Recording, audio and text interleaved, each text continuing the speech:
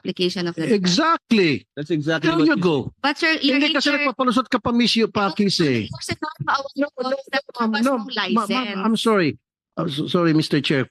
Sorry. Hindi, Senator kayo Tulfo, ang you may nagbibigay ng lisensya sa developer para makapagbenta. Ang point ko, you're listening but you're not hearing me. Ang point ko dito, ayon sa mga sumbong, na bentahan sila ng mga unit and then pagdating ng araw na promise sa kanila na mag-take over na sila sa unit, walang unit. In some cases, talahib pa. Walang bahay, talahib pa.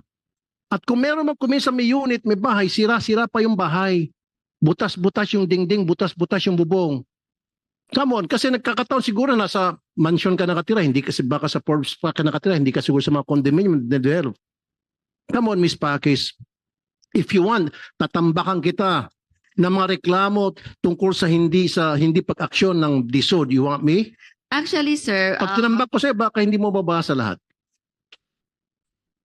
once we issue No. the license, Sige, I'll give it to the committee chair at itatambak sa iyo yan. Dapat basahin mo isa-isa. Pag hindi mo nabasa isa-isa at babalikan ka namin. Ang hirap sa'yo, palusot ka pa eh. All you need to do is, dapat you have the correct answers for all these problems that are being presented to you by the people that comes to my office. But you're not eh. Kasi kung ginagawa yung trabaho nyo, hindi sana pumipila-pila, ma'am, huwag kang nakasimangot. Please don't do that. Huwag kang tataas ng kilay parang tumitingin ka sa bubong. Don't ever do that. Don't ever do that here. Don't you ever do that. Okay? Ang point ko rito, Mr. Chair, even while we speak, today, meron naman nakapila sa wanted sa radyo. And almost every day, every week, sino nireklamo? DSUD for not acting upon their problems. Palagi yan na nakapagbayad na sila, usually mga OFWs, Mr. Chair, pinagpawisan nila sa abroad. Pag nagbayad sila bago sila mag-abroad, hulog sila ng hulog, and then the time comes na dapat turn over na walang unit. Walang bahay kasi puro talahib pa rin.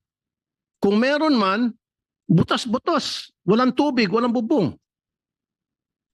Huwag kang tumingin sa taas, ma'am. Tingin ka sa amin.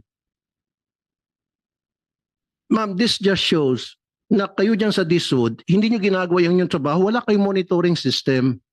Wala nag-i-ensure na itong developer na ito, meron ba siyang kakayahan na magbenta?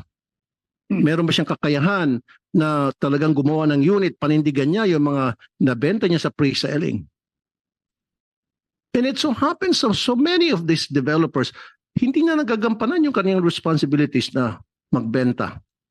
Because wala siyang kakayahan. Although yung mga sikat, Mr. Chair, mga kilalang mga developer, of course, napapanindigan nila. Pero marami dito na hindi eh. Miss Pakis, come on, ikaw ba yung sa monitoring? Then you're not doing your job kung ikaw yung nasa monitoring. Ikaw ba, sino ang chief ng monitoring? Your Honor, we do regulatory. Once the license to sell has been issued, it is mandated for the regional office to conduct mandatory monitoring within 1 year from issuance. Okay. Before the license being issued, wala ba kayong ginagawang vetting? Wala ba kayong ginagawang investigation to ensure na may capability na mag-construct talaga, mag-develop itong isang developer? In so far as condominium is concerned, Whether condominium or subdivision? not yet. If it's a subdivision, as long as the developer is not yet applying for the certificate of registration and license to sell with DSUD, we are not exercising any jurisdiction over monitoring and investigation of their Yun nga, Miss Pakis eh. Okay. So, wala pa silang license to sell. And yet, nagbebenta na sila. Marami nang naluloko. Kumukubra na ito mga developer. So, dapat yan monitor ninyo. Actually, Your Honor, there is Yusek Mari, there is an interagency, I think, for anti-illegal. Then meron na bang nakasuhan? Meron na bang napakulong ninyo? Si sino?